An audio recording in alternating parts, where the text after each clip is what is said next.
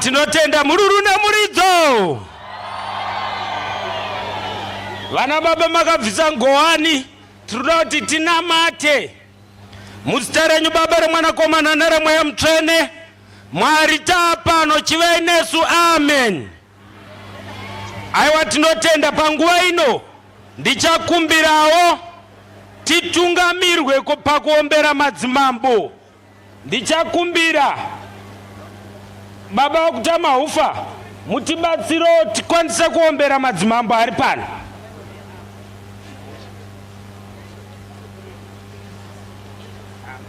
Maita ndakukumbira DDC muuye muti sumudzire muzikuru wa Shumba neoreka mambo Mutoko, tikudze madzimambo ari pano anoti baba vachimoyo Soko, baba vaMangwende moyo mzukuru, baba vaGoronga mambo Goronga Nzou, na Nyadawa Soko mambo Nyajina. Itaitoni. Tinotenda MC wedu all protocol observed. Ndinokumbira Wanyatsine vasvikewo pano vatitungamirire kuisa maoko kuna atenzi chibva tamhoresa madzimambo ari pano. Wanyatsine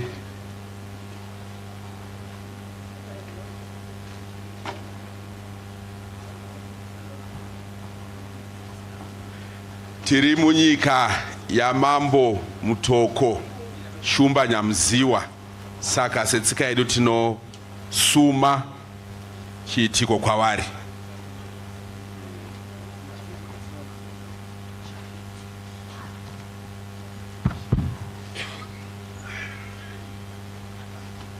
Pamusoroi ngatitambararei vanongowani musoro, tibise ngowani tichingamidze baba wedu waMutoko. Tichatanga nokuombera, totaura zvatinotaura, toombera kepiri.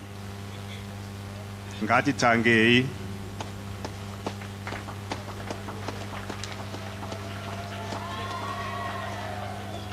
Shumba Nyamuziwa, mwana wa Mapapwe, Mondoro, nyakukura kudundundu, wasinga ware mezi kana wara mezi dzadzo kuroiwa.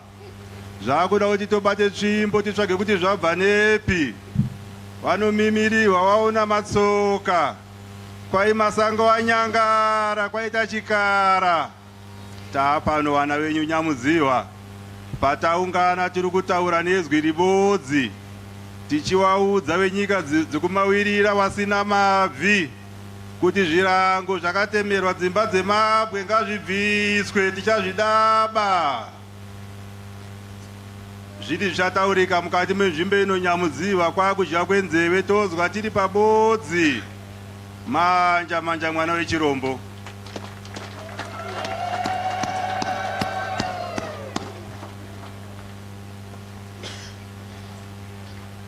Maita basa.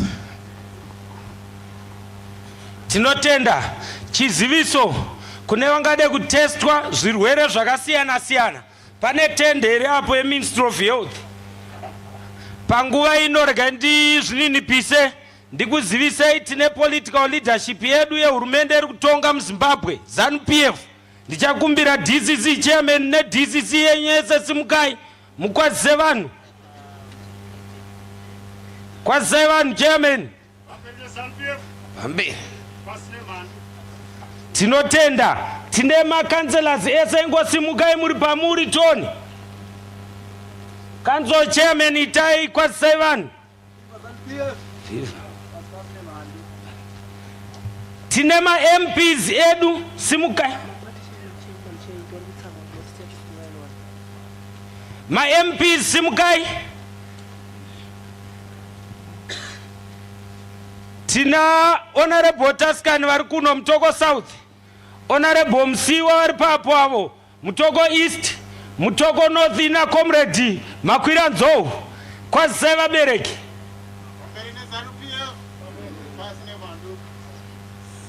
Tinotenda tina honorable Mangondo vabva kumurewa South. Honorable swedere pamberi vanhu vakuonei mukwazisa vabereki.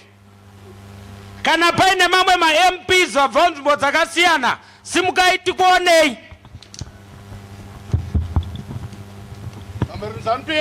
Pamberi. Pasina ma sanctions. Yes now. Aiwa tinotenda. Pamusoro Minister of State pano tine mashefu edu ekuti kana tauya kuno ndo atoti mashefu vatibatsira kuunganidza vanhu vese ava machairman emadistricts ekwaMutoko ekwaMurewa ekuUMP vese nevekumudzikana varipo simukai ndikuitire slogan simukai machairman emadistrict. Viva Zimbabwe viva! Viva Zimbabwe viva! Viva, viva, viva! Pasine ma sanctions. Aiwa tinokutendai tine provincial executive. Ngatsisimukei tine ma youth edu anotungamirwa nababa vaTaskani. Viva Zimbabwe viva! Famba mwana Zimbabwe famba! Pasine ma sanctions. Madzimai edu anotungamirwa na Minister of State edu mai mdzvereki ndichakumbira mai tsvura muite slogan PC wamadzimai.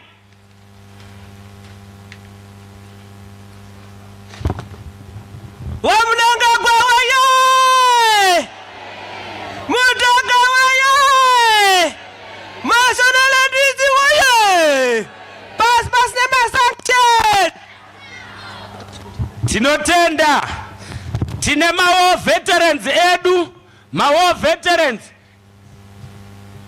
We are vice chairman of ma veterans.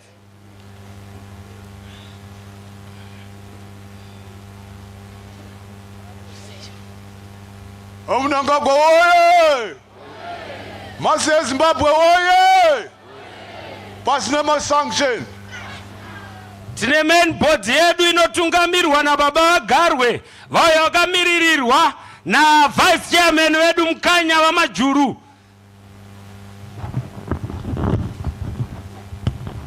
Vamunangagwa woye! Zimbabwe woye! Pasine ma sanctions. Dine vamwe vakasiyana ma affiliates atinoshanda nawo. Teachers for ED, young women for ED, mawindi for ED, vese ndavaona vari pano ndichangokumbira teachers for ED vaiti vakatungamira ma affiliates ese.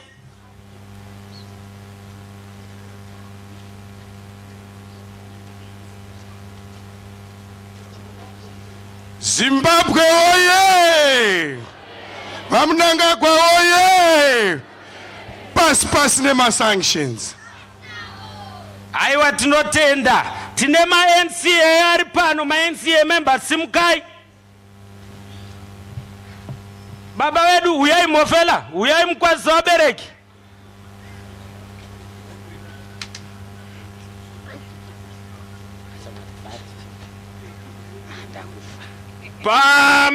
Mberi nezanu BF.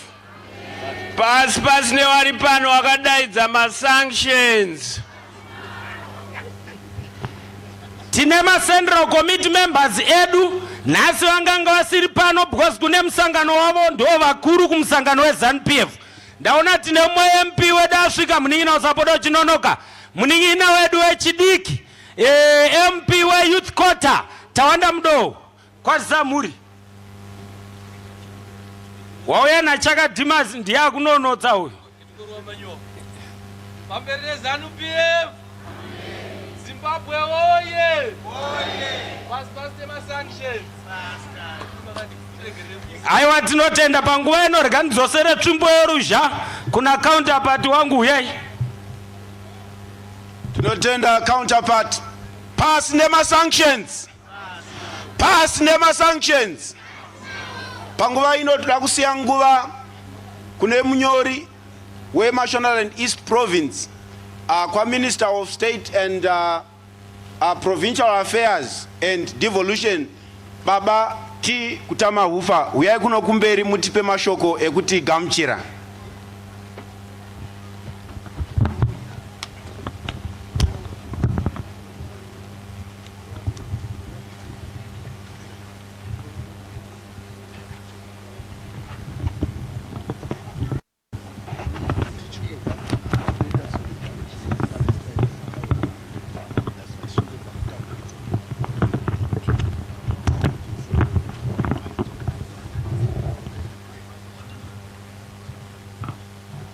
maita director of ceremony regai timbokumbira nzvimbo mvumo kuvaridzi venzvimbo ino tione kuita zvakanaka. Pamusoro isoko, pamusoro ishumba nemadzimambo ari pano, tauya taungana ngatiuchire toti, tauya taungana tati mudzimu weZimbabwe taramba zvatinokumbira titendere chiite basa maita hei.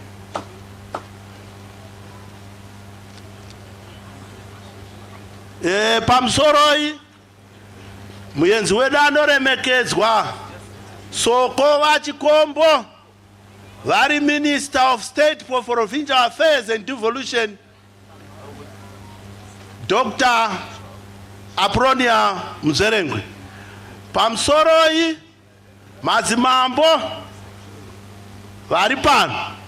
Pamusoroi Provincial Chairman Baba vagarwe makamirirwa nasekuru wangu Soko Mukanya Murewa vamajuru neutungamiriri hwose hwemusangano unotonga weZanu PF vari pakati pedu. Pamusoroi maprofesa ari pano ose dai mambouya apa maprofesa ndoda kuti ambouya uyai hatina kukuonai zvakanaka. Maprofesa ese asumuka kubva kumauniversity nevakomana vashoma veStudents Union uyai pamberi muonekwe kuti iko kunofundwa kunofundiswa taramba masanctions. Professor Manyakara, Professor uyai toni nefew students aripo representatives ari mayouth baba wataska ndo varidzi vazva.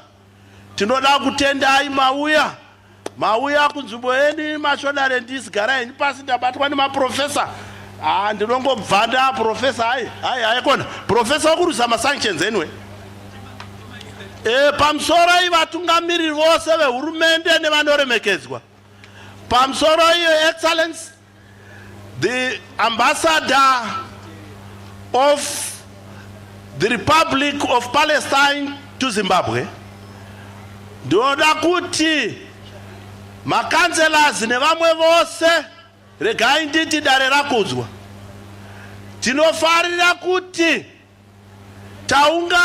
taungana Zimbabwe.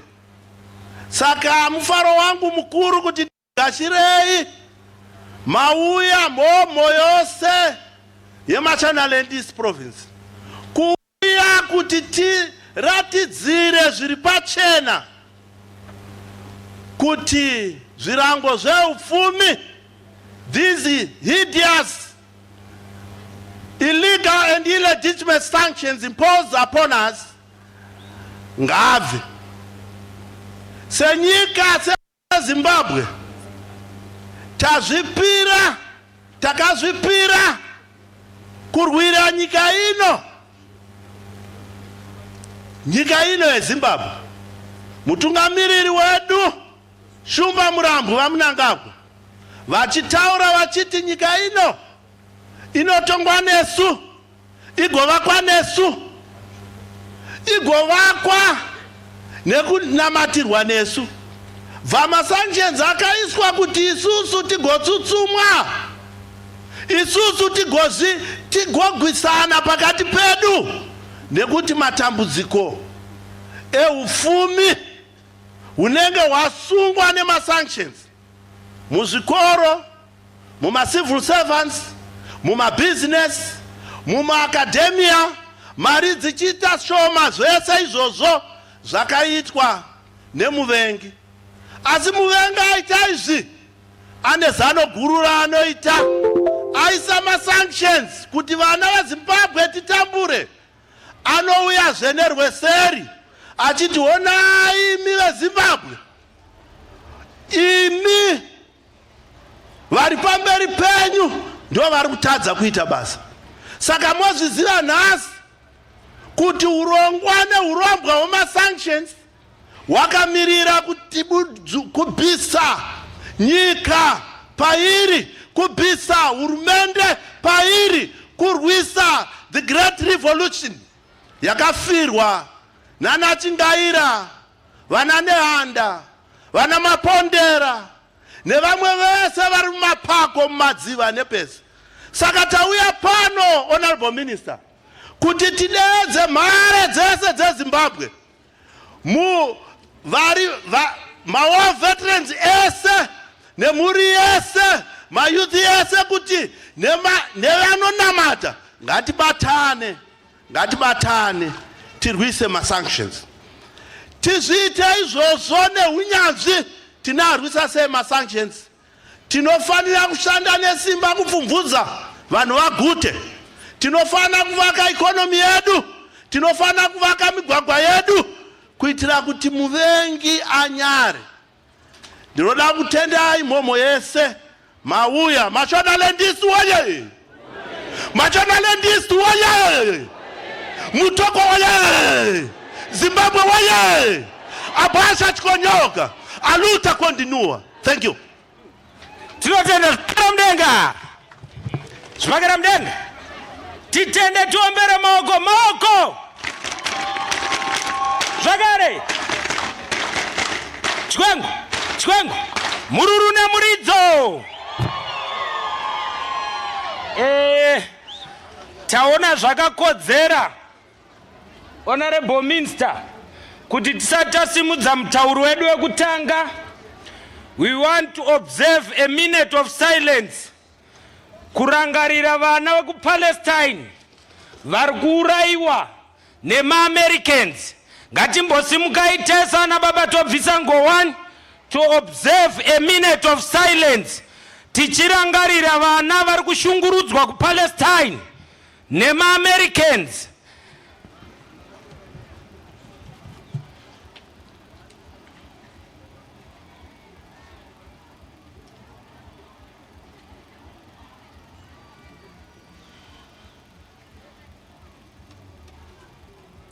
Thank you. Tinotenda. Tiri kuchema pamwe chete nemi vekuPalestine.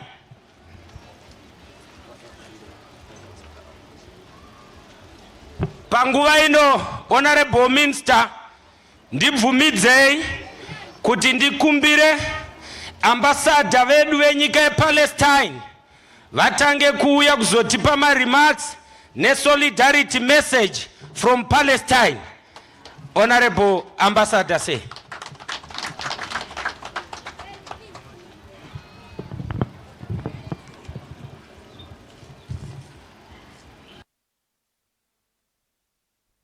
Very good morning.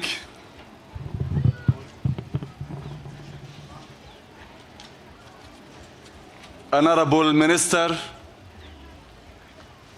comrades, sisters and brothers, allow me to introduce you myself. My name is Tamir Al-Masri, the ambassador of the state of Palestine to the Republic of Zimbabwe. Zita rangu ndinonzi Ambassador Al-Masri, mumiriri wenyika yePalestine mu Zimbabwe.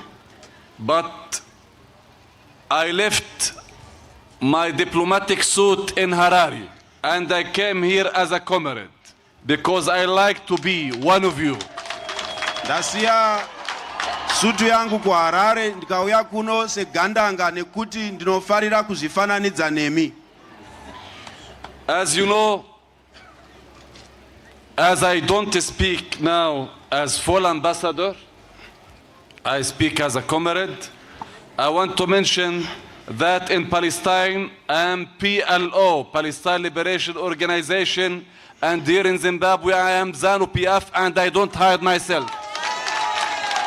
Ndikuda kuti ndikuudze kuti handisi kutaura saambassador asi ndiri kutaura semumwe wenyu, segandanga, semunhu weZANU-PF.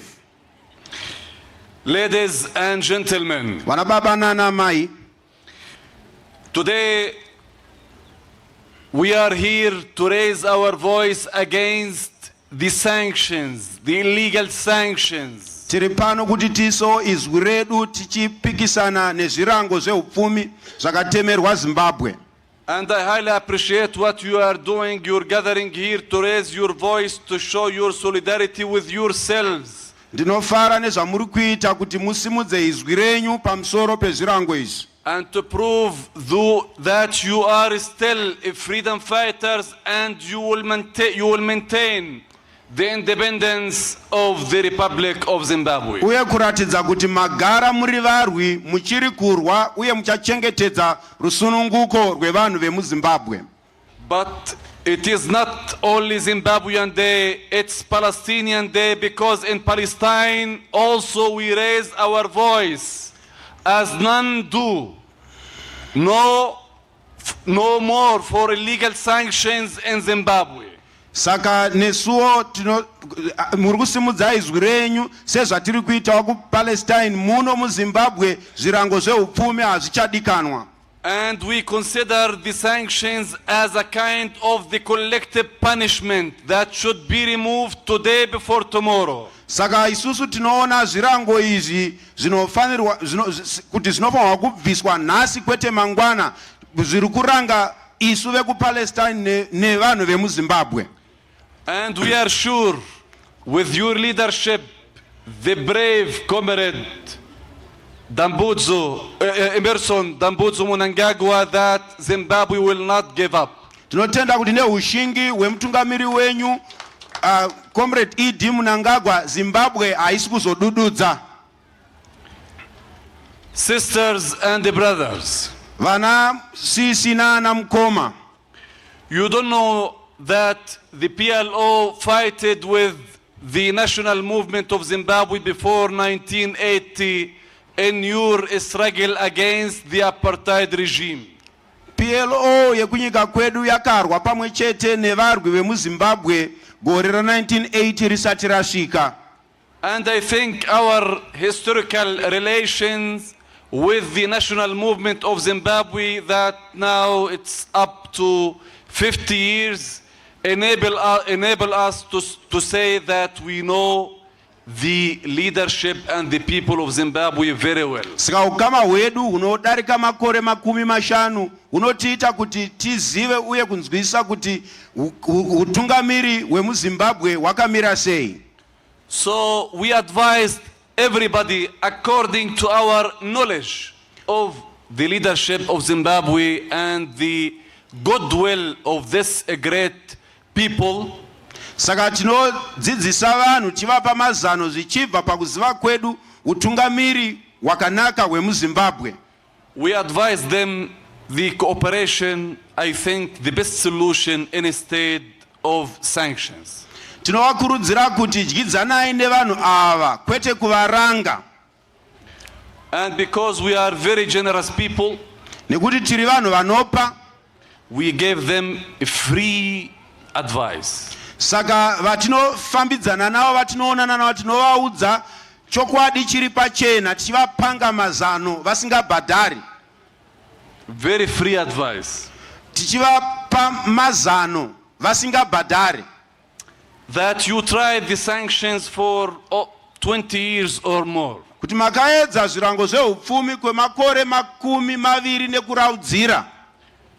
And we advise you that if you continue with your sanctions another 20 years, nothing will be changed. Saka tinovaudza kuti mukaramba muine zvirango zveupfumi izvi, kuchaita mamwe makore makumi maviri nekuraudzira zvakare, pasina chashanduka. Zimbabwe will continue as a country of lions and freedom fighters. Zimbabwe ichapfuurira pamberi senyika yevarwi. And no way. Varwi verusununguko, hapana imwe nzira. And no way.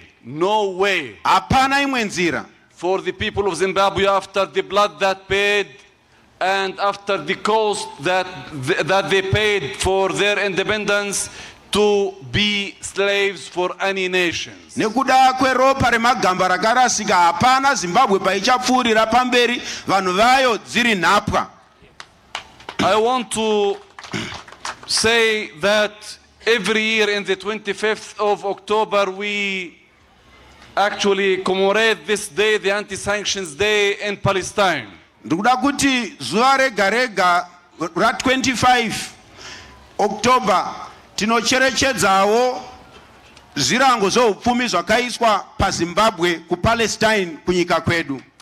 But unfortunately this year we cannot do anything because we are under the Israeli genocidal war. Asi gore rino hatisi kukwanisa kudaro nekuda kwehondo iri kupedza upenyu hwevanhu vemuPalestine ichikonzerwa neIsrael. Israel is killing us by the American weapons and rockets. Tiri kuuraiwa nevanhu vekuIsrael vachishandisa zombo zvekuAmerica. And all the colonial power supporting the last apartheid regime in the world, which is Israel. Nenyika dzakapamba dzimwe nyika dziri kumira dzichibatsirana neIsrael. But the majority of the world, of the free world, is with us, head by Zimbabwe. Asi vakasununguka vepasi rese vakamira nesu vachitungamirirwa neZimbabwe. Until now, the Israeli apartheid occupation killed 6,000 Palestinians. Zviuru zvitanhatu zvevanhu vekuPalestine zvakauraiwa nevanhu vekuIsrael. I didn't think that you translated very well. Repeat it. Handifungi kuti wanyatsokududzira zvakanaka dzokorora. Vari kuti izvo vanhu vanodarika zviuru zvitanhatu vakaurawa nevanhu vekuIsrael. 6,000. Maybe I cannot speak Shona very well, but I understand. Ndinogona kunge ndisingagoni kutaura Shona zvakanaka asi ndinonzwa kuti zviri kunzi kudii. Okay. They killed more than 6,000. All of them are civilians. Vese zviuru zvitanhatu vakaurawa vanhu vasiri mauto. 2,700 are children less than 16 years. Zviuru makumi maviri nemazana manomwe vana vadiki. 2,300 are women. Some of them are pregnant. Vamwe zviuru zviviri nemazana matatu madzimai, vamwe vacho vakazvitakura. They drop 33,000 of bombs, which equals the Hiroshima nuclear bomb. Vakadonhedzera zvinoputika zvinodarika zviuru makumi matatu nemashanu zvinodarika zvinokuwadza vanhu zvakadonhedzwa kuHiroshima. They displaced 800,000 Palestinians from their homes. Vanhu vanodarika zviuru zvinomwe zvisere vekuPalestine 800,000 vakabviswa mudzimba dzavo. They destroyed 12 hospitals. Zvipatara gumi nembiri zvakaparadzwa. They killed 62 Palestinian doctors. Vanachiremba makumi matanhatu nevaviri vakaurawa. And they destroyed the oldest third church in the world. Vakaparadzawo zvakare chechi inonzi ndeyechitatu pamakore ayo pasi rese. You know that Palestine is the country of churches and mosques, and Jesus actually is Palestinian. Munozviziva kuti Palestine inyika ine makereke nemamoski, uye munozivawo zvakare kuti Jesu muPalestina. Yes, Jesus is Palestinian, and don't believe that he is with green eyes or white or something. He's tall like me, huh? Jesu vane maziso green. Don't worry. Nezvimwe zvakadaro akafanana neni. I want to mention that the colonial power will not achieve any victory in this war. Rakuti vanoita veupambe pfume hapana chavari kuzoita, chavari kuzogona pasi rino. And I think we are strong enough with your support. Ndinotenda kuti isusu tine simba rakakwana nerutsigiro rwenyu vanhu vemuZimbabwe. We lost a lot of people. Takarasikirwa nevanhu vakawanda. Our pain is big. marwadzo edu makuru, but we will not lie down. asi atisi kuzodududza. Maybe it's personal, but I don't say it just for sympathy, because I'm very strong. Even I can't give my solidarity for anybody. But I lost 43 of my relatives and my family. Zvinhu zvandiri kutaura izvi zvinoenderana neni semunhu ndakarasikirwa, handikwanisi kutaurira ndakamirira vamwe vanhu. Hama dzangu 43 vakafa. In spite of that, I came here to show my solidarity, and I have, after 2 hours, another function, even anti-sanction, to say Palestine is against the sanctions. Ndine umwe msangano wandinawo asi ndati ndiuye pano kuti nditsigirane nemi. Ndichibva pano ndinenge ndichinotaura zvakare kuti Palestina yakamira nemi panyaya yezvirango zveupfumi. I am sure that you will pay your solidarity with the Palestinian people against the Israeli apartheid genocidal war.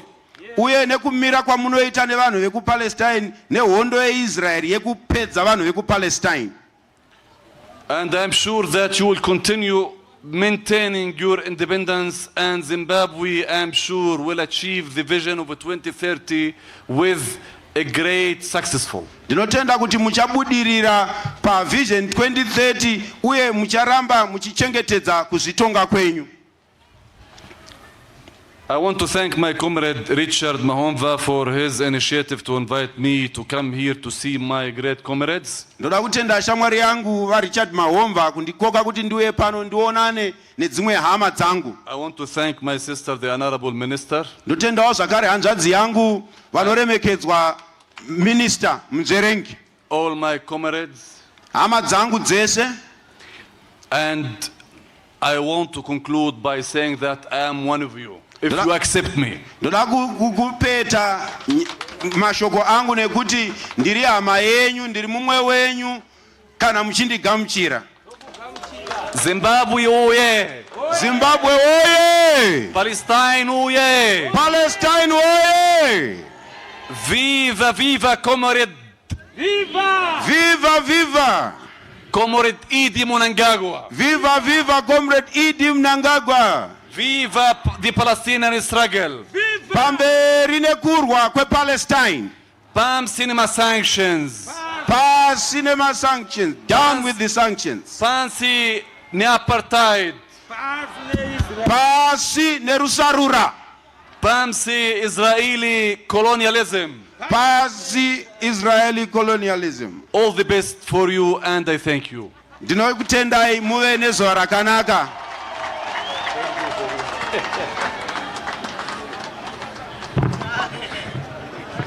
Tinotenda zvinonzwisa tsitsi nhai. Vanhu vataurwa vakaurayiwa mu7 days dzapfuura idzi. Havasi vaurayiwa gore rese, vaurayiwa mu7 days. Zvinorwadza chaizvo. Panguva ino tichakumbira pamasolidarity message edu, vatichakumbira kuti tingoita chidimbu nhai, nekuti nguva ndo dzakakosha kuti mumwe nemumwe ataure. Saka ndichatangira kuma-affiliates edu, ndofunga kune 1 nhai varegister kuti vauye kuzotaura. Teachers for ED, uyai mungotipa munguva pfupfupi.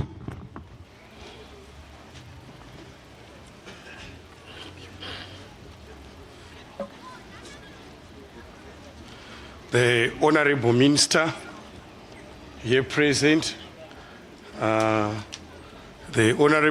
Vice Chairman of the ruling party here present, and all our chiefs, all protocol observed. As Teachers for Economic Development, we are coming together with the integrity of Zimbabwe to denounce these diabolic illegal sanctions imposed on our country, Zimbabwe, by Britain and her allies.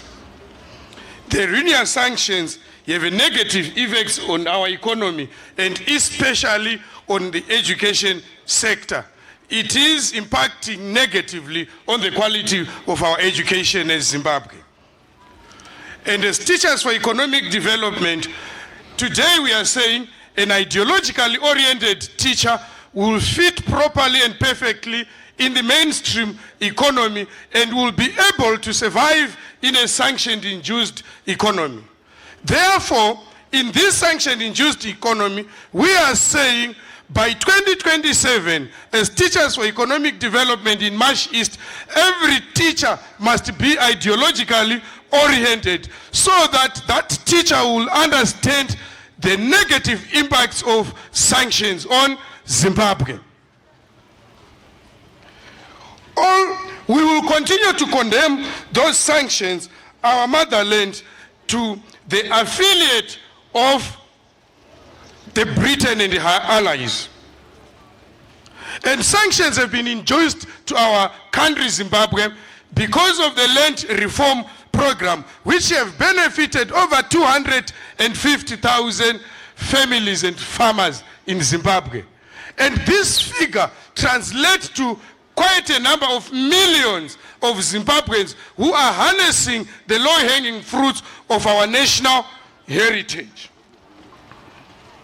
So as Teachers for Economic Development, today, the 25th of October 2023, we are joining His Excellency, the President of the Republic of Zimbabwe, the Commander of the and Chief of the Zimbabwe Defense Forces, the President and First Secretary of the ruling party, President E.D. Mnangagwa, the ruling party, ZANU-PF, Sadc, AU, and all progressive people in the entirety of the world in denouncing these diabolic sanctions. And we are saying they must go now.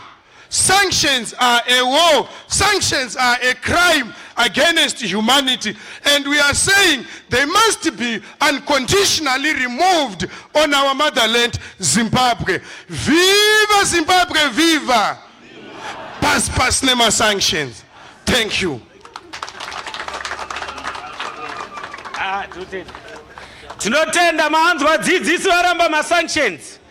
Panguva ino, takudawo machechi, tichakumbira Pastor Chutsi, uyai mutipe solidarity message. Takukumbira kuti tingodimbura pastor.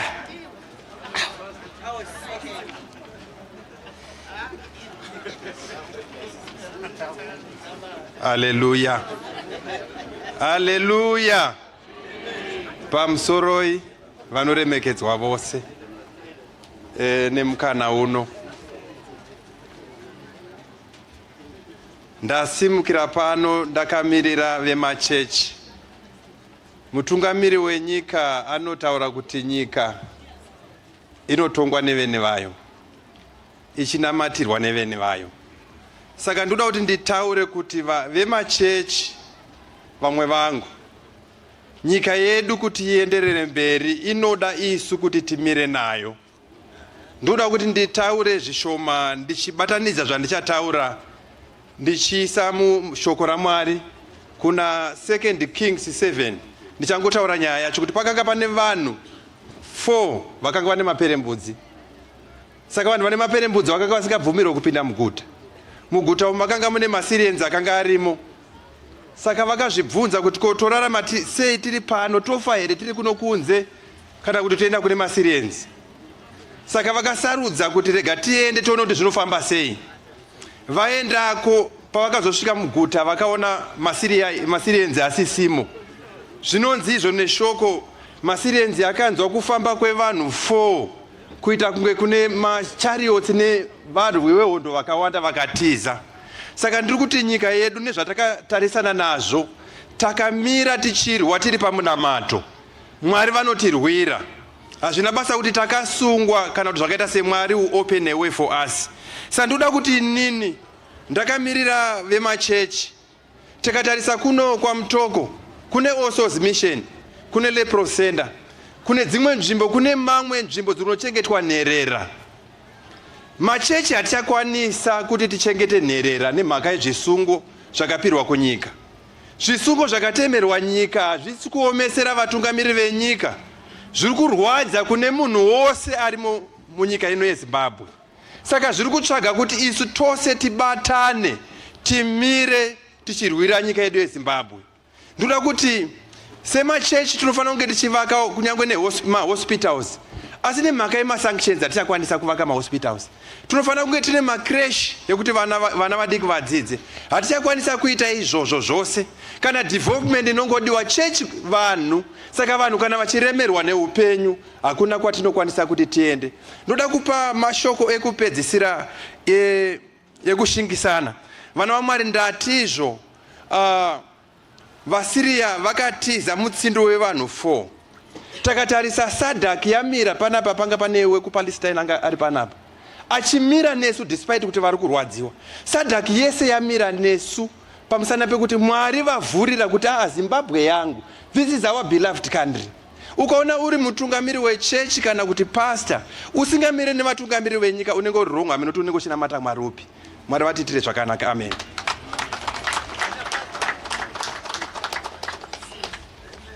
Tinotenda mavanzwa makereke varamba masanctions. Viva Zimbabwe, viva! Pasi nemasanctions. Panguva ino rega ndikumbire citizens against sanctions. Uyai chimbi citizens against sanctions. Uyai mita chidimbu chaisho.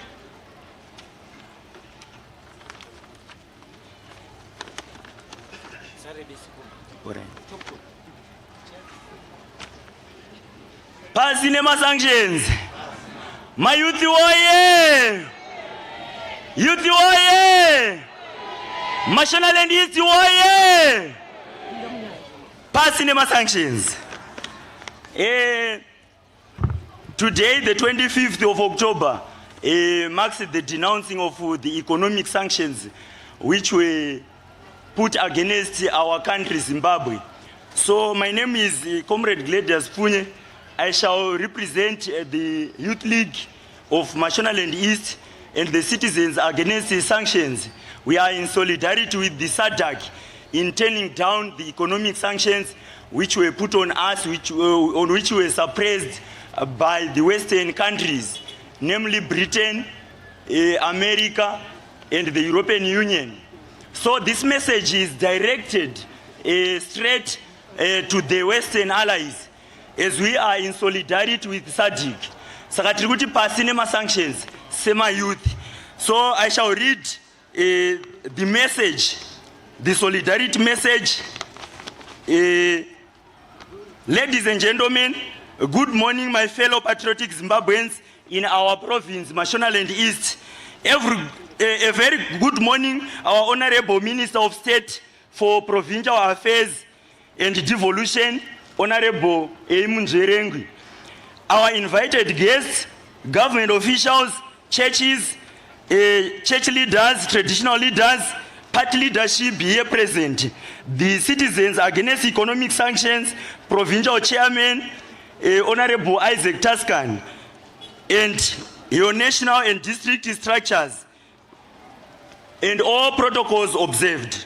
My fellow brothers and sisters, I say to you, let us keep journeying together till our country is free of sanctions that were imposed by America and the West because of our land. Comrades, Zimbabwe is under a heavy burden of sanctions that have now crippled our economy and is making our citizens to suffer. Today, as we gather here on this very important day that has been declared by Sadc as a day to come together as patriotic citizens and declare that these sanctions must be declared illegal and must be unconditionally removed. The land of Zimbabwe belongs to us, so let us stand tall in defiance and send a signal to the imperialists that Zimbabwe will forever be Zimbabweans. We are applauding His Excellency, the President of the Republic of Zimbabwe, Comrade Mnangagwa, and his government. Sanctions removal push on the international front. The engagement and de-engagement of efforts which are beginning to bear fruits and his successes in winning the Sadc bloc on declaring October 25 Anti-Sanction Day. As Zimbabweans, we are forever grateful to our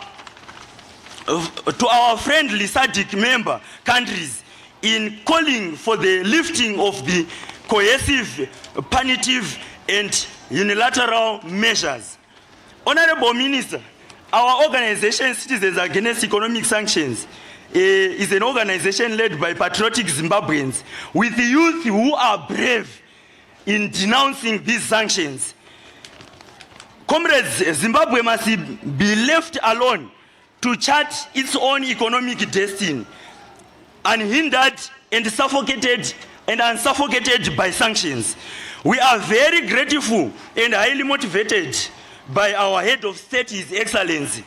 He is brave enough to work hard even under the conditions of economic sanctions.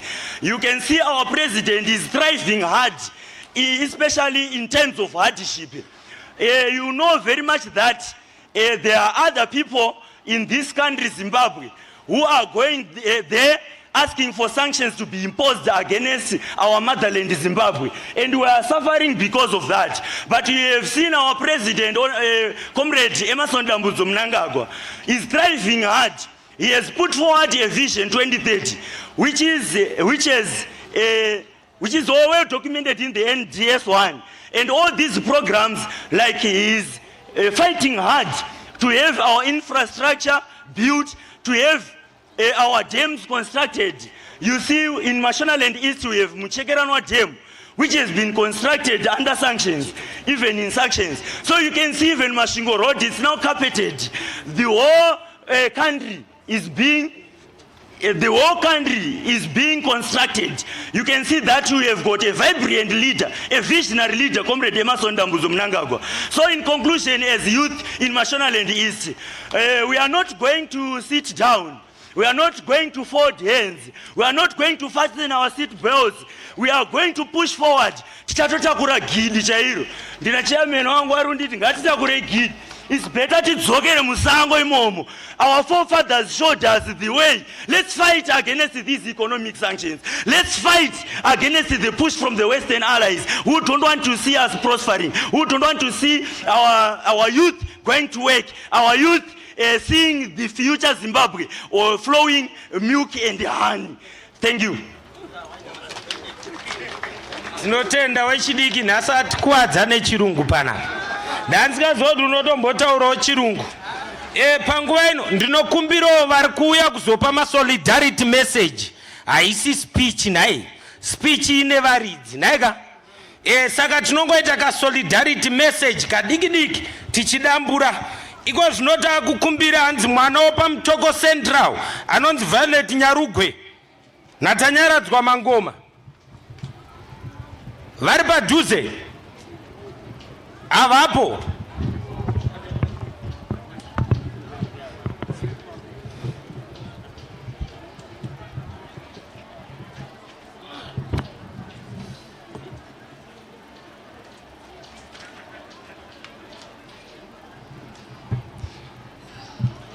Compliments of the day to you all, ladies and gentlemen, boys and girls, distinguished guests, and all of humankind. I answer to the name Violet Nyarugwe. I am here to give my solidarity message on Anti-Sanctions Day. When day comes, we ask ourselves, where can we find light in this never-ending shade? The loss we carry, as we must wade, we have bred the belly of the beast. We have learned that quiet isn't always peace. The norms and the notions of what justice isn't always justice. And yet the journey is ours before we knew it. We have witnessed and read as a nation that isn't broken but simply unfinished. Why should we punish for the crimes that we did not commit, while taking back our land a crime? We should not obey international laws. We should not be punished by not allowing homosexuals in our country. When God created, He created Adam and Eve, not even Eve or Adam and Adam. Yes. We as young people, what are we doing? Are we going to just sit back and relax and just watch that we are imposed by Western countries? We must fight against these sanctions. We must be innovative. As our president is saying, we must work for ourselves, hands on. We must do things for ourselves. And as you can look, there is NDS1. Our president is doing many things under sanctions, So just to think, just imagine, if sanctions are not there, what will we do? We will unleash the better version of us. So we say sanctions must go. Down with sanctions. Thank you. Thank you. Chakanaka chinoengwa nemuroi. Compliment of the day to you all of humankind. Distinguished guests, boys and girls, Tanyaradza Mangoma defines me. It is my singular honor to deliver my speech to you all today. When two elephants fight, it is the grass that suffers. As a child, I suffer for a crime I did not commit. Cry, my beloved country, cry. The pain my mother feels when she tries to provide for me is unbearable. With this sharp thorn passing through her heart, cry, my beloved country, cry. I feel I will never fulfill my goals. How am I supposed to achieve my goals when this dark cloud is hovering over me? Because of these illegal sanctions, I do not know what my future looks like. Is it bright? Is it dark? Cry, my beloved country, cry. Now we have the determination we need to end these illegal sanctions. We must believe in us. We must gather courage. We must believe in ourselves. We must find trust. We must bring light to all diverse faces as we become one nation. And as we gather the courage to become one and maintain our legacy. I rest my case. Thank you. Chakanaka chinoengwa nemuroi. FIFA Zimbabwe, FIFA. Pasine sanctions. Pari zvino takumbira Tanaka Nyanhongo. Tanaka Nyanhongo. Ari padyo here? Manya muningina manya.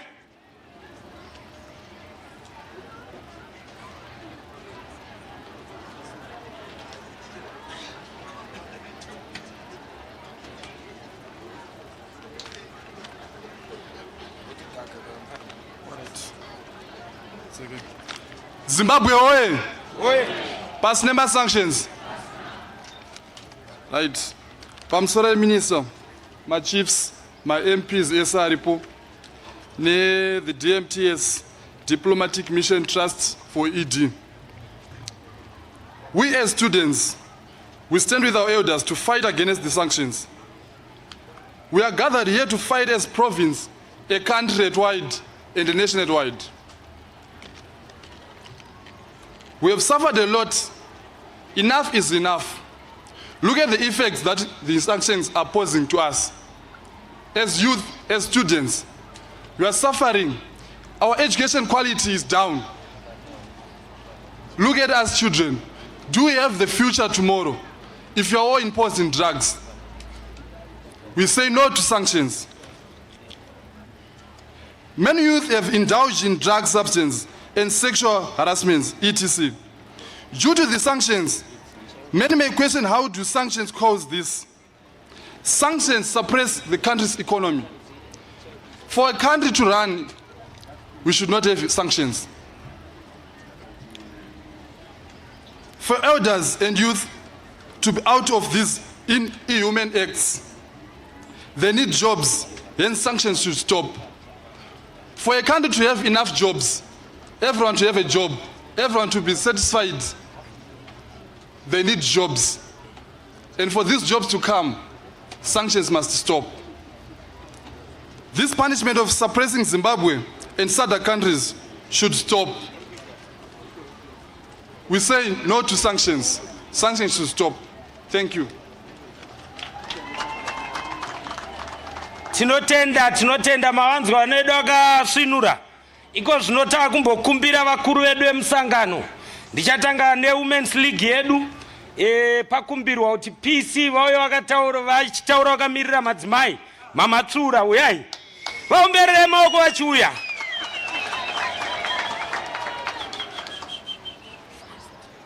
Regai nditi pamusoro imadzimambo ari pano. Neutungamiri hwese huri pano ndinohuremekedza.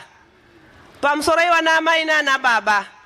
Nyaya iri pano zuva ranhasi yamakokorodzehwa nekuuya pano inyaya yekuti muratidzire Zimbabwe yese kuti tarwadziwa nekubayiwa pamoyo nezvirango zvakatemerwa Zimbabwe zveupfumi. zvinotibata mumadanho akasiyana-siyana kunyanya takanangana nemadzimai. Ndinoziva kuti madzimai kana tiri mumamisha tisu takawanda, tisu takabereka mhuri yese iri pano tinotakura nhumbu 9 months. Tatakura nhumbu 9 months inoda kunosunungukwa muzvipatara. Muzvipatara tiri kusvika musina mishonga yakawanda nokuti hurumende haizi kukwanisa kutenga mishonga yakakwana inobatsira mhuri nemhomho yeZimbabwe yekurapa zvirwere zvakasiyana-siyana nekuda kwezvirango zveupfumi zvakatemerwa Zimbabwe. Zvokonzera kuti madzimai vamwe vanosunungukira munzira, washaiwa motokari dzekufambisa kubva kwavanogara. Zvokonzera kuti kana nyangwe akasvika muchipatara, mishini chaiyo yekuita operation hamuna, mishini chaiyo yekutorwa x-ray kuti aonekwe kuti chii chiri kutinetsa hamuna. Zvoreva kuti ndufu dziri kukonzerwa zvakawanda dzekuparara kwevanhukadzi. Vamwe ndo vari kuzosununguka nemakanduru mutukiriniki turi mumanharaunda akasiyana-siyana. Chikonzero ndechekuti mishini kana kuti masimbi anogadzirisa kufamba kwemagetsi munyika apera kuora. Zvinotengwa kunze kwenyika, tinozvipirwa nedzimwe nyika, hazvizi kutoreka, hazvizi kutengeka nekuda kwekuti Zimbabwe yakaremerwa nezvirango zveupfumi. Saka tiri kuti semadzimai eMashonaland East, zvirango zveupfumi ngazviende pasi nemasanctions. Mashonaland East woye! Madzimai woye! Pasi nemasanctions. Aiwa tinotenda vabereki vachema, hanzi vadzidzisi vana vedu muri kuvadzidzisa chirungu tozvitenda, asi kana pavo vauya paungano yakadai ngavarove mapoeme echishona rurimi rwamai tinzwe tese nhai. Tinotenda pari zvino ndakukumbira maWar Veterans edu vakamirirwa naVice Chairman vedu veprovince wemaWar Veterans. Uyai.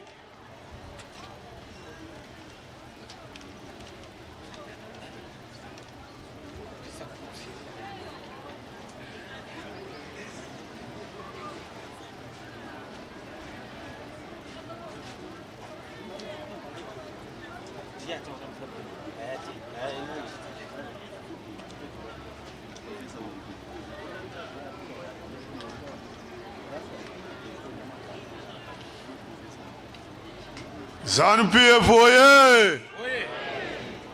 Mnangagwa oye! Pasi nemasanctions. Honorable Minister, pamusoro madhishangu. Ndakamirira maWar Veterans. Ini ndakaenda kuhondo ndiri mwana mudiki ndandine 15 years dzekuberekwa. Chinangwa chedu chachiri chekuti nyika yedu isununguke. Kurwadziwa kwandakaitwa nematekenya ndiri kunze kwenyika tichishaya chekudya, tikati nyika yedu yasununguka. Chatairwira isisu ivhu nekuti taitonzi wana wevhu. Ndorataita se ratairwira. Ndinoimba kana madzisha ari pano vanondipupurira. Saka isi tatora ivhu redu zvikanzi matorerei. Hatina kumboona vachipa mari kumadzateguru edu pavakatora ivhu redu. Saka isisu tiri kuti masanctions ngaabviswe, ngaabve nhasi chaiye pasi nemasanctions. Tinotenda. Tina Child Minister of State Loiso Mabena. Can you come? Uya kuno kumberi.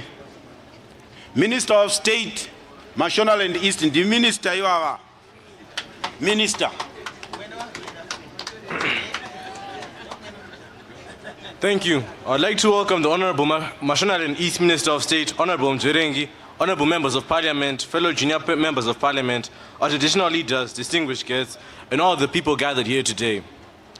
I am profoundly delighted to represent this as I stand here today representing the youth who stand against the illegal sanctions imposed on our country over 20 years ago, which affect the youth, the adults, young and old. It is our duty to stand against the sanctions, fight them for our country to be free, to stand strong and proud as Zimbabweans, so we do not have to beg every time we ask for something. We don't have to beg every time we stand here. For we are the youth, the future of Zimbabwe, and we come here to say no to sanctions. That is our message. Thank you.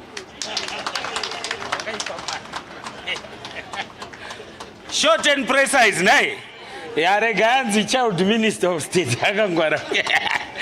panguva ino regai ndikumbire mayouth edu eMashonaland East vakamirirwa nababa Taskani. Youth Chairman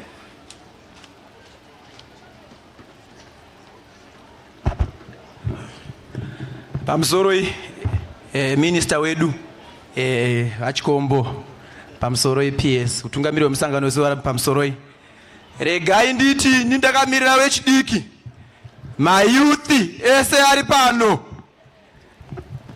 tinonzwa kufara nekutenda nekuya kwauya vanhu vese vari pano kuti tidedzere kubviswa kwemasanction muno muZimbabwe. Isu sevechidiki tatambura nevo vaya vanyakusveta ganda vanyakusveta ropa nekutiisa masanction mukati meZimbabwe. Tinoona kuti hatina zvikunatsobatika zvevechidiki nekuda kwekuti mabasa hakuna. Dzimweni dzenguva tiri kudedzera kuti hai bvisai masanction munyika yeZimbabwe tione kutengeserana nedzimwe nyika, makambani avhurwe, vana vese vari kuenda muzvikoro vagowana mabasa mangwana, wazogona kuchengeta vabereka nababa namai vari pano. Hatina kwatogona kuenda kana masanction akadziswa mukati menyika yeZimbabwe. Haisi mhosva kuti sevana vatema takatora ivhu rakadzora kwatiri. Haisi mhosva kuti vana vatema vemuZimbabwe takaramba kuroorana varume nevarume. Haisi mhosva kuti takaramba kuroorana vakadzi nevakadzi ekuti hazvibvumirwe pasi pezuva rino. Tinoti garai ikoko nemasanction yenyu kuno tinoda rugare. Toda kutendai vana veZimbabwe vese vauya pano kuti hai ngatirambe tichidedzera kubviswa kwemasanction kusvika abviswa. Tinana baba nana mai vakaparara kunze kwenyika, vamwe vakaviga vari 100 muguva rimwe chete, asi hazvina kuperera ipapo vakaisa masanction ramba vachingotirwadzisa vana veZimbabwe. So tinangozvitenda izvozvo, ndozokutenda vana veZimbabwe kuti nyangwe masanction akatitsikirira sevana veZimbabwe makavhota zvine ngwaru, president vamunanga kwangowina zvakadaro vachida kutirwadzisa. So tinangokutendai tivanangokorokotedza kuti minister nyangwe masanction ariko mungoriko muri minister wedu, rambai muchichovha ngatimirei mayuthi napresident wedu baba Munangagwa. Zvakaoma kudaro, marwadzi vari kuvaka, madhamu vari kuvaka, nesuwo wechidiki tatowo kuparamendi nekuda kwemutungamiri wedu baba Munangagwa varamba vachingoti nyika inovakwa nevayo aiwa ngati ivakei, hanzi hakuna nzvimbo inofanira kusarira, asika nemasanction atoburana nawo. Saka semayuthi ngatisimudzei mutoro iwo wemasanction napresident baba Munangagwa kusvika wabviswa. Ndinongoti Mwari dava kuitirai zvakanaka, muende zuva rakanaka zuva ranhasi. Amen. Mamunzwa komanda wevechidiki muMashonaland East Province. Pari zvino ndakukumbira vauya vakamirira chairman vedu weprovince, vice chairman vedu vamajuru Mukanya, uyai munyore masero.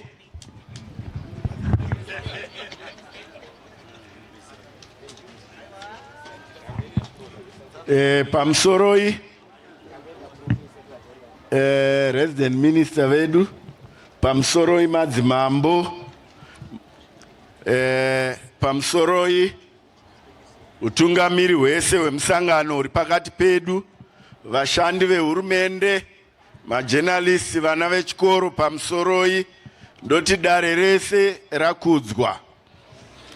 Ndauya pano ndakamirira chairman vedu veMashonaland East Province, Comrade Daniel Garwe, avo vakabva kufamba kunze kwenyika, saka vakapinda nguva diki yapfuura, havana kukwanisa kunge vainesu uye vari kuCentral Committee. Vandituma kuti ndizotura mashoko anaya ekuti isu seMashonaland East Province tinomira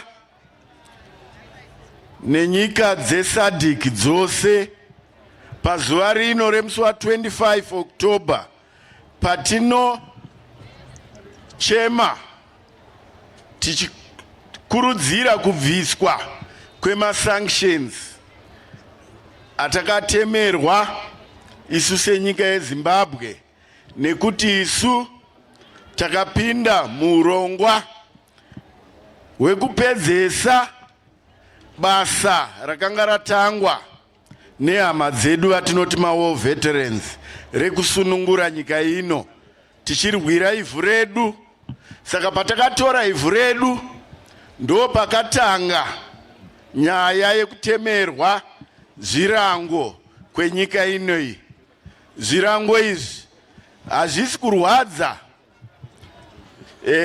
vakuru chete, asi kuti zvirango zviri kubata munhu wese wemuZimbabwe, mukuru nemudiki,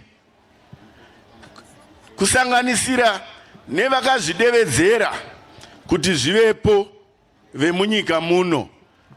Zvirango izvozvi zviri kuvabatawo. Saka tiri kumira nenyika dzose pamwe chete nemhuri yeZimbabwe iri progressive mukudeedzera kuti zvirango izvozvi zvatadzisa nyika yedu kuti idevelope nepesi yainofanirwa kunge ichifamba nayo, kuti tisvike 2030 tave upper middle income economy. Pane vari kutidzimbidzira vekunze, vari kutitemera zvirango kuti tisawane zvatinofanira kunge tichiwana kune dzimwe nyika zvinotibatsiridza kuti nyika yedu ifambe. Saka tinomira tichitaurira, regai ndimbopataurawo nechirungu ndingazonzi handichigone. I would like to call upon those who called or sanctioned for the sanctions to be imposed on us, to recall those sanctions and send them back to their masters so that Zimbabwe develops and achieves its intended goal by the year 2030. Tinoti pasi nema sanctions. Pasi nema sanctions. Tatenda.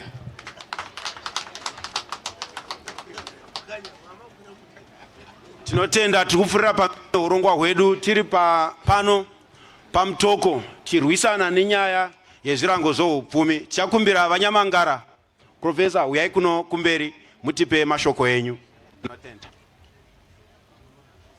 Ndinotenda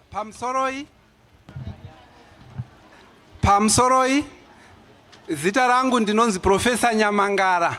Ndini ndotungamirira Marondera University yenyu muno Mash East. Ndoda kutanga ndichida kuremekedza Honorable Minister vatinavo, ndichiti makorokoto on your reappointment makatigonera. Ndoda kuremekedza madzimambo ese ari pano nevamwe neutungamiri hwese huri pano.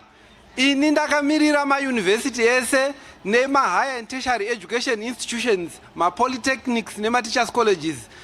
Ndiri kuda kusvitsa shoko rekuti ma-sanctions nesuwo ari kutibata-bata.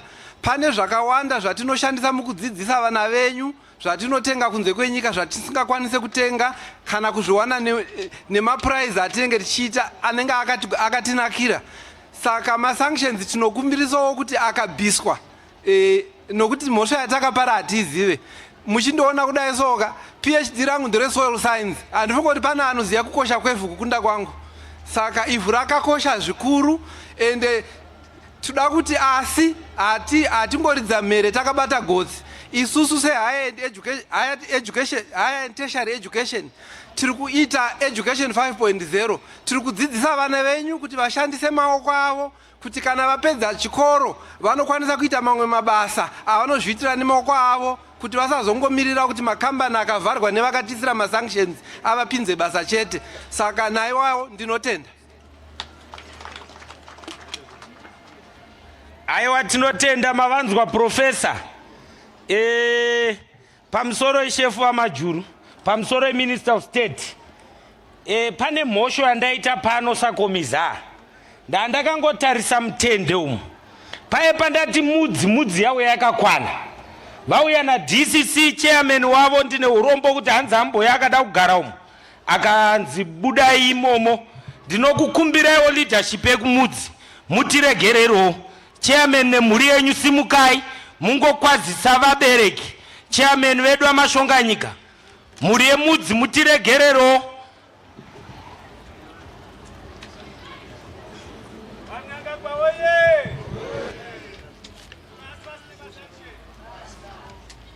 Tinokutenda ndofunga ruregero rwangu rwasvika nhai ndinotenda. Tinotenda.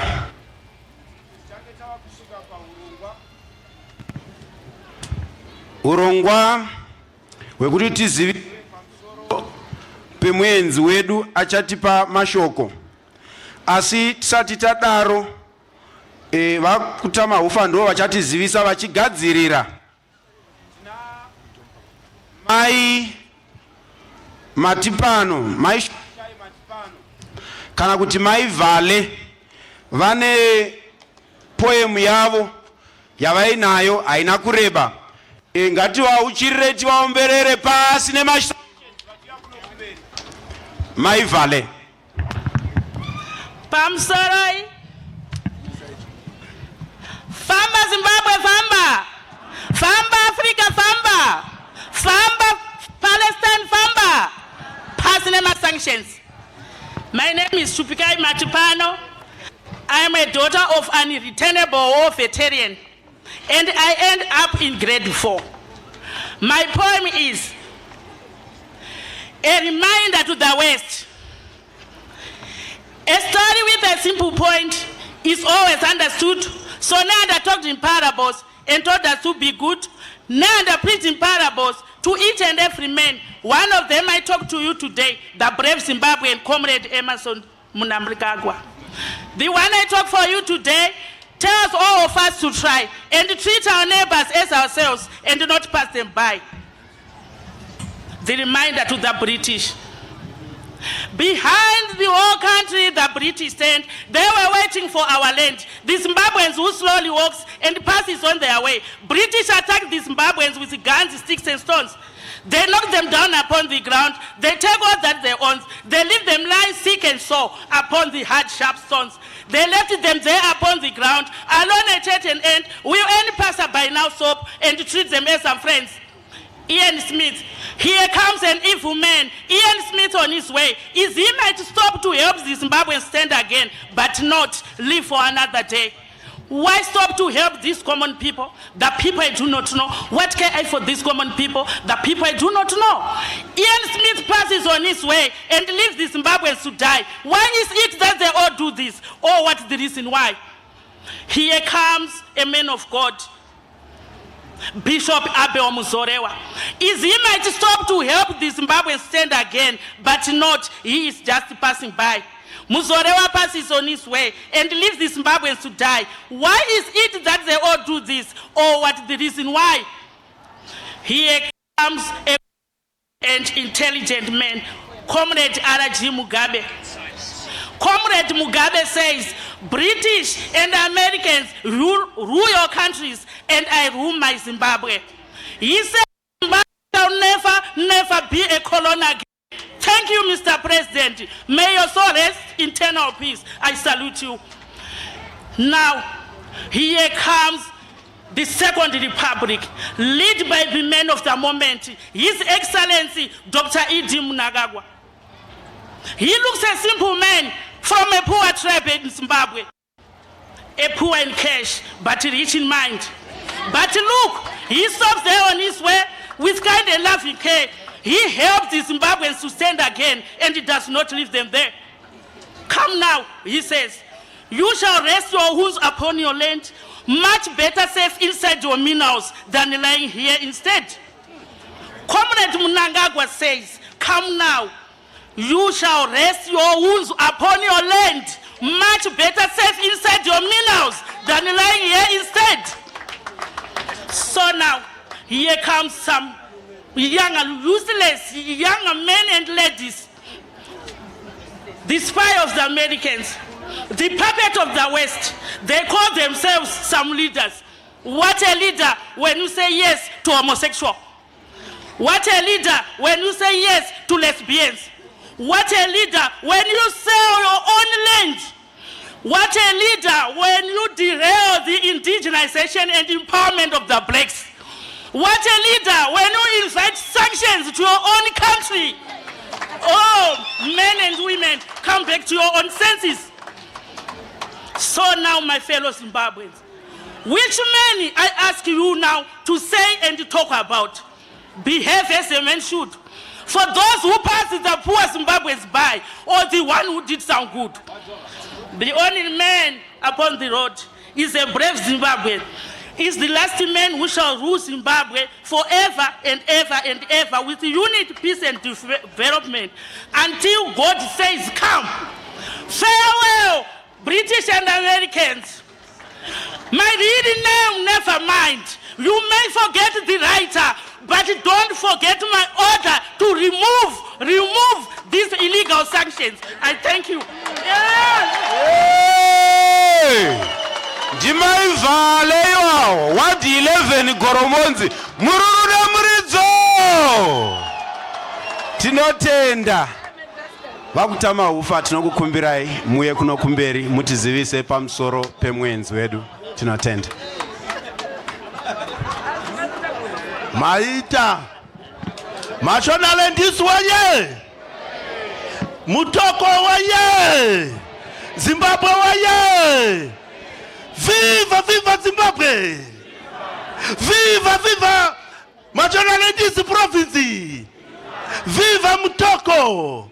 A luta continua! Apa konyoka. Thank you. Pamsoroi. Pamsoroi shumba. Mazimambo. Timboita basa. Maita henyu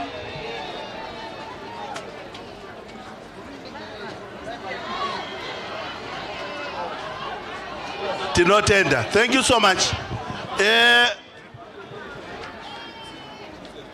Ndinoda kudza dare rese kubva kuna provincial chairman, our political leadership iri pano, madzimambo nemese muri pano.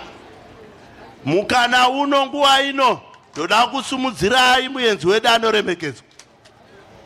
Muenzi wedu anoremekedzwa achaverenga mashoko akakosha abva kumutungamiriri wenyika ino, nyika yamunhu mutapa, nyika yeZimbabwe, vari Shumba neHoreka Murambwi, Baba Dr. Emerson Damzo Mnangagwa. The Minister of State for Provincial Affairs and Devolution, Vanova, a war veteran, a farmer, a tried and tested administrator. Vari zvemai vakasevenza zvikuru muhurumende nyika ino yeZimbabwe, vachisevenza vari kumusangano wedu weZANU-PF, vachisevenza vari kugovernment, kusvika vakudziridzwa kuti vaite senior police officer kumasvingo kana kuti senior commissioner propo muchidimbu. Ndakazvininipisa madzimambo oye, ndakazvininimisa baba vamajuru, makamirira moyo muturikwa vagarwe nevakuru vose vemusangano weZANU-PF nemimomo yese. Chindibvumirai kuti ndidavidze the Honorable Minister of State, Madam, to come forward and present your speech to this great audience. Madam.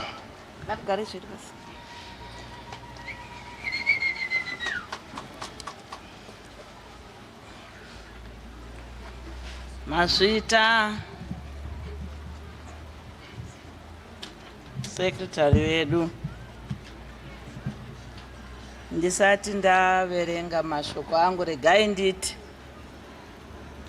ndaizoshuvira Ministry of Information kuti vanhu vakaita sana maivhayava vatsvageiwo muchitora interview dzavo dzichizoburitswawo mumanational events. Tinoona muchinonga-nonga munyika yese, taurai ndo vamwe vevamwe ava izowanaiwo mukana wokuva interviewer. ndanzwa kuti vanobva kuGorumo ndavaonawo nhasi handivazive. Chimwe chandanga ndichida kuti nditaure, ndabatikana fani panga pachitaurwa naambassador vekuPalestine. Pano pane war veterans.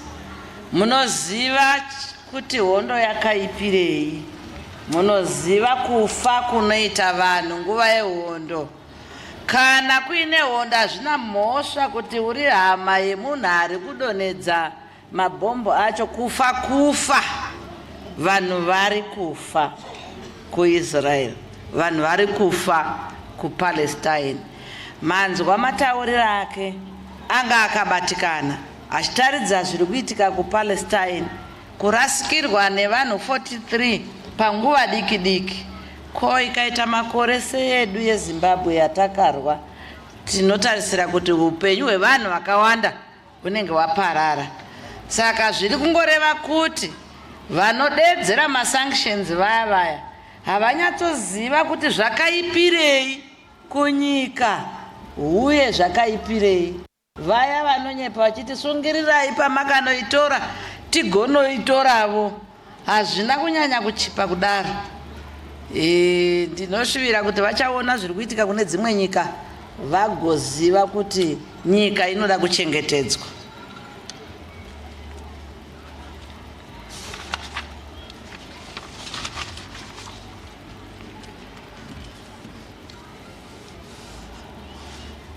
Honorable Minister of Information, Publicity and Broadcasting, Honorable Dr. James Kwere in absentia, vadzokera munzira nokuda kwezvirongwa zvimwe zvavadzosa kuHarare. Honorable Minister of National Housing and Social Amenities, Honorable D. Garwe, vakamirirwa na Vice Chairman vamajuru neleadership yedu yese ye Province Central Committee NCA madistricts kusvikira kumasero vese vari pano tichisanganisira war veterans. Honorable members ese ari pano ndaona makati wandei tina Honorable Tuscan vanova ndivo honorable veconstituency yati hosta nhasi kuno kwa Mutoko, Honorable Mangondo, Honorable Makwira Nzou, Honorable Tawanda Mudowo, kana paine vandasiya ndinokuchingamidzai maita zvenyu. Members of the diplomatic corps here present, the Secretary Provincial Affairs and Devolution for Mashonaland East Province, Mr. T. Kutama Ufa, nema directors ese abva ku province ku government, ma directors edu ese ma parastatals kusanganisira ma DDC, ma chairpersons ema councils nema councillors acho tinokuchingamidzai. Permanent Secretary Information, Publicity and Broadcasting Services, Mr. N. Mangwana, in absentia vakamirirwa na Director Information varipano, vemama uya navo vese kubva ku ministry kwenyu, ne media team dzese dziri pano, tiri kukuchingamidzai. Madzimambo edu ese ari pano nhasi, kunyanya takanangana namambo Mutoko, vanova ndivo vane nzvimbo yauya kuzoitwa chiitiko ichi chekutaridza nyika nepasi rese kuti aiwa isu tamira nemutungamiriri wedu wenyika neshamwari dzavo dzemuSADC kuti izvi zvemasanction hatichazvide. Senior government officials,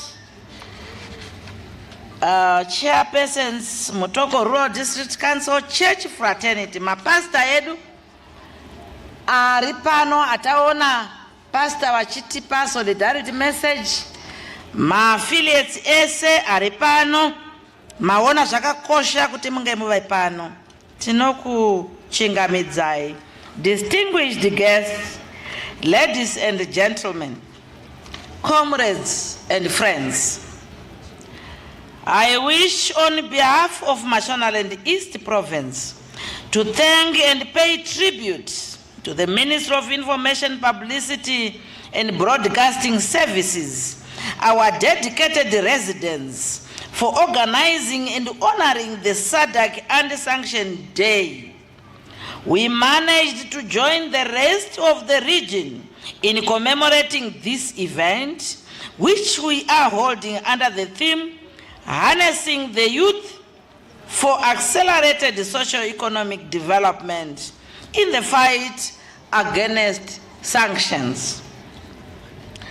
I remain cognizant of the fact that 25th of October is amongst a culmination of a series of efforts by Sadc and Zimbabwe in particular, as we bring into sharp focus the untold economic, political, and social suffering caused by illegal sanctions. Ladies and gentlemen, it is an honor to officiate MUTOKO Anti-Sanctions Carnival that we are hosting today in partnership with the Ministry of Information, Publicity and Broadcasting Services. On behalf of the people of Mashonaland East Province, I'm proud to declare the fall of the illegal sanctions and the suffering they've created to our people since the start of the land reform. Distinguished guests, as the province rallied behind Vision 2030, proclaimed by His Excellency, President of this great nation, Comrade Dr. E.D. Mnangagwa, for national prosperity, we demand that unconditional removal of the illegal sanctions. We are aware that sanctions affect our national development. Our people at grassroots level are the mostly affected by the sanctions. For Mashonaland East as a province, the call for the unconditional removal of sanctions assumes even greater importance. It is not just a solidarity call, but also a clarion call for justice, fairness, and full enjoyment of human rights. These sanctions have militated against our local economic development. Removed today. For a generation now, we continue to be under the leash of our detractors. These sanctions meant to undermine the sovereign will of the Zimbabwean people. I call upon the church, business community, students, and all other pillars of our society to call for the sanctions to fall. The message of this march meant to speak to the conscience of the makers of sanctions to repent for the evil they have afflicted to our people. Fellow citizens, we hope this march will also appeal to the United Nations to persuade those imposing sanctions to change their position. As a country, we remain steadfast. We will soldier on as we build our country to be a better place for our citizenry, as we promote nyika inovakwa nevenevayo, brick by brick mantra. Mashonaland East will continue to think outside the box and continuously guarantee competitiveness. We are working tirelessly to improve our gross domestic product for Mashonaland East Province and on the attainment of the nation's vision 2030.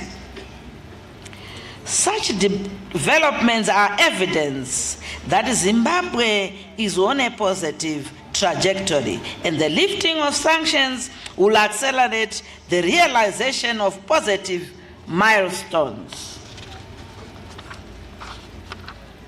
Ladies and gentlemen, I salute everyone who made this day possible as we explicitly condemn sanctions. I also want to thank the business community who have made it possible for us to mobilize our community to come and be part of the crowd to say no, no, no to sanctions. The government is grateful to our industries for working so hard to produce and export even under difficult circumstances. Applaud our farmers for feeding this great country, our workers who work so hard for the betterment of this country, our institutions for their resilience in the face of sanctions.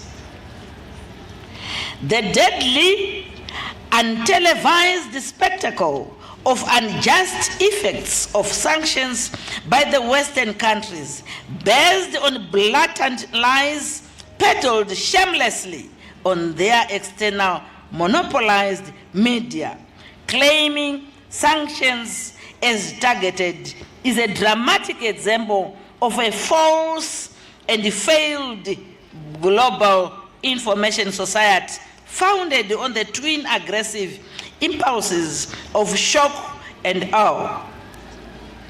We say, pasi nema sanctions, ngaende ma sanctions. Atichamadi, atichamadi, atichamadi.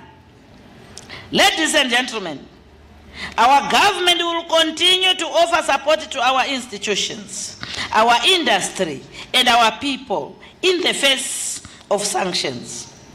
As government, we will continue to support our farmers who are doing wonders to feed this nation through the current Pfumvudza program. We will forever be grateful to Sadc for this designated 25th of October of every year as Sadc Anti-Sanctions Day. We are grateful to our friends who have stood with us over these years. As a country, we are open for dialogue, engagement, and re-engagement. In this spirit, we are friends to all and enemy to none. Ladies and gentlemen, I encourage our youth to take up the mantle in our continued struggle and to harness the various opportunities on offer. We implore you, as the nation's productive sector, to participate in the building of our motherland, so that our country becomes the jewel of the continent. Indeed, nyika inovakwa nevene vayo. We urge you to build this country toward the attainment of Vision 2030 as we move towards self-sustainability, not only as a province or a nation, but also as a continent. The people spoke in the previous harmonized elections. We are grateful for your continued support and confidence in the Revolutionary Party. As a country, let us unite as we stand against the sanctions, for in unity we have strength.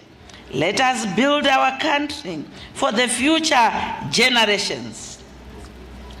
As alluded by His Excellency President E.D. Mnangagwa, we will continue to build our country brick upon brick, stone upon stone.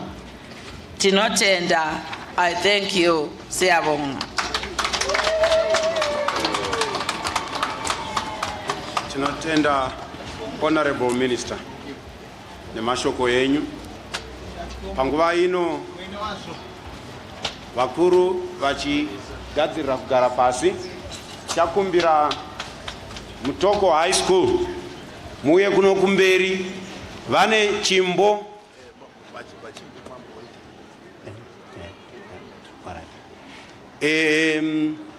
vane chimbo chema sanctions chavakaita MUTOKO High School uya kuno kumberi.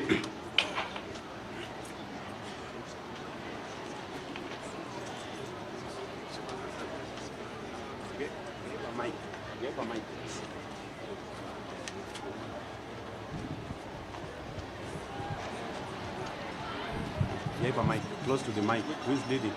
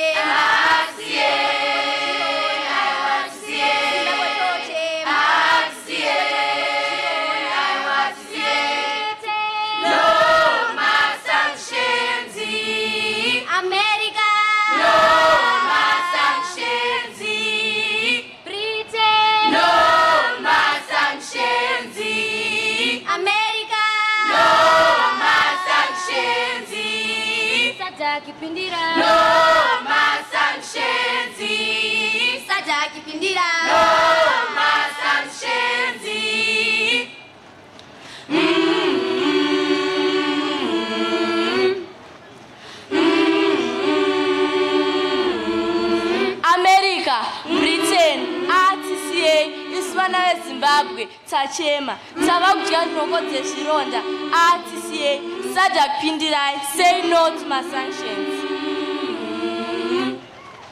No more sanctions. No more sanctions. No more sanctions. No more sanctions.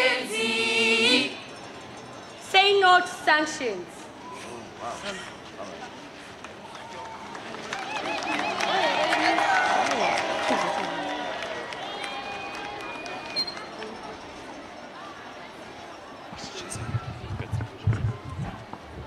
Tinotenda panguva ino chipfurira pamberi neurongwa hwedu taakunzwa mashoko ekupeta mutambo wedu kubva kune wakamirira Honorable Minister D. Garwe, Chief Director vekuministry kwavo, K.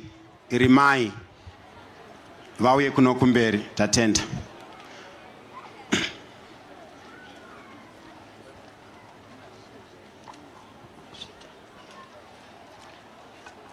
Maita Basa, Master of Ceremonies, Pamsoroi, our guest of honor, nditenderei ndite ride on the protocols already established na Honorable Minister Mjereng. I'm going to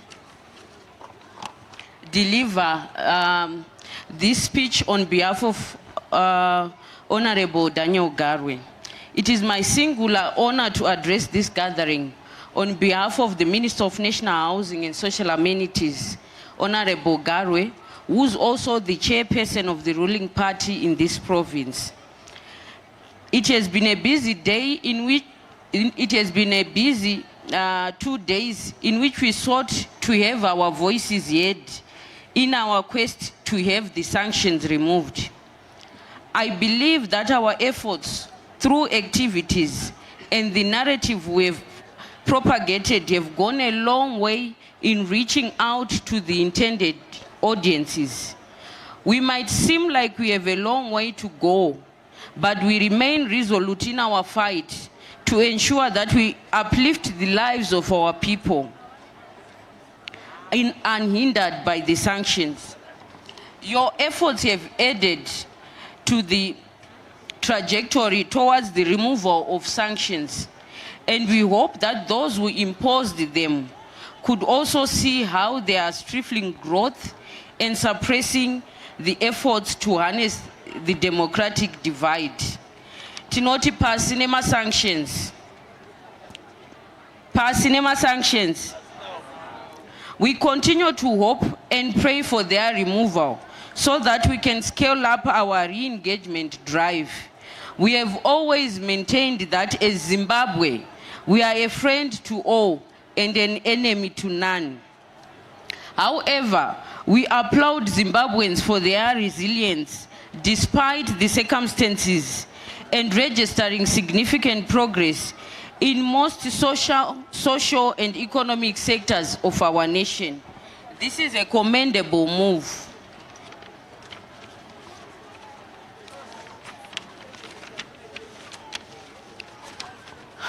Our hope is that with the removal of the sanctions, we will have a better story to tell as a nation. We believe in the spirit of unity, peace, and continuous engagement. And we also hope that other nations can come on board as we seek cooperation for the betterment of our people.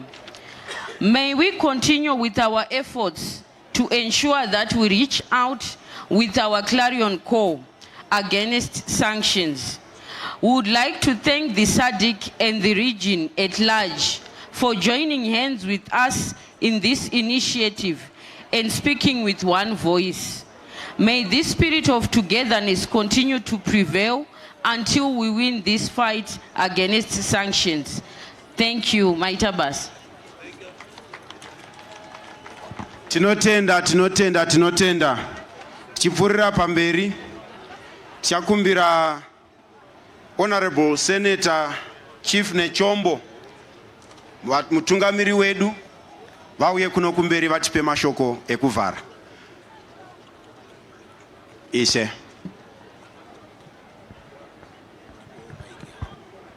Hallelujah. Pamusoro Comrade Minister, utungamiri wose uri pano waremekedzwa. Pamusoro madzimambo. Ndisati ndatenda ndine shoko rimwe chete randinoda kutaurira vapwere. Munyika muno kana ndisingakanganise maive ne4,000 zvichiraudza mafamers. Ndo vakanga vakabata nyika ino yose. Mukabva muHarare muchienda Buluwayo, musha wemunhu waiwanikwa kuMbembezi. Ukabva muHarare uchienda kwaMutare, musha wevanhu waiwanikwa kwaRusape. Ende kwaiva murungu ainzi Dhika uko aive ne17 farms ari 1.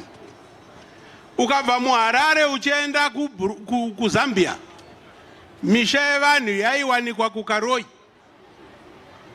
Ukabva muHarare uchienda kuMasvingo, misha yevanhu yaiwanikwa kunonzi kwaChaka. Ukabva muHarare uchiuya kuno kwaMutoko, teereresesai. Paiperera ivhu dzvuku pabhora ndo pakanga pakaiswa waya. Kune vhujecha kwese kuno ndo kwakanga kuri kwedu. Taive ne4,000 zvichiraudza zvishoma-shoma mafamers akanga akabata nyika ino. Ndiwo chakaita kuti varume nemadzimai, vakomana nevasikana vaende kuhondo, vakafanana nevari pano minister nevamwe vavo. Toda kukutendai zvikuru. Makadoneta ropa neupenyu kuti nyika ino ivepo. Now nekudaro taigirwa masanctions nekuti takaklema nyika yedu, ivhu redu. Hatiade masanctions. Anodei munyika ine varidzi vayo. Iko kwavo ikoko vakaisirwa nani. Nazvino ndoda kukutendai mose mauya pano. Mose zvenyu nechido chedu. Ini ndakamirira vamwe vangu madzimambo emuno muMarch East. Tati masanctions chienda kumusha kwako hatichakuda, watirwadzisa. Nguva yakwana, ndinokutendai.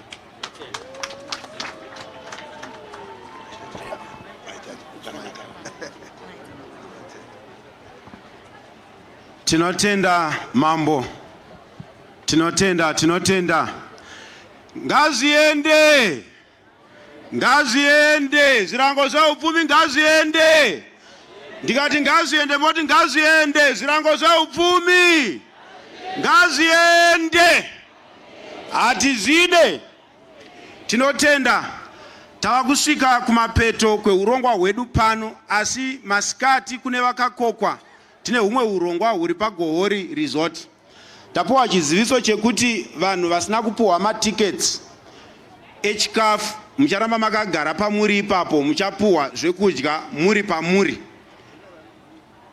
Saka tichakumbira vari kutibatsira kutungamirira ma-VIPs edu, vachauya vobuda nawo kuenda kudzimotikari, asi vachienda vamwe vese tinosara takagara pasi. Tine MUTOKO